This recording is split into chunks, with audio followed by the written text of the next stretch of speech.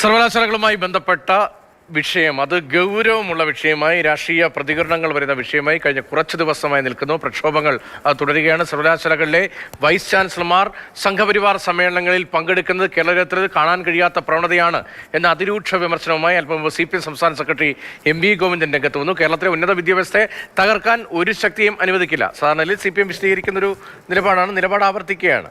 അതെ, അദ്ദേഹത്തിന്റെ വാക്കുകളിലേക്ക്.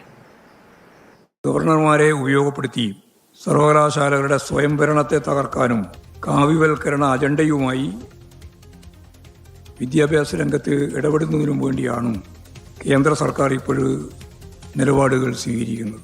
ഇവർ നിശ്ചയിക്കുന്ന വൈസ് ചാൻസലർമാർ തന്നെ സംഘപരിവാർ സമ്മേളനങ്ങളിൽ പങ്കെടുക്കുന്ന പ്രമുഖ വ്യക്തികളായിട്ട് മാറുന്നു എന്നുള്ളത് കേരളത്തിൻ്റെ ചരിത്രത്തിലെ സാധാരണ നിലയിൽ ആരും കാണാത്ത പുതിയ പ്രവണതയാണ്.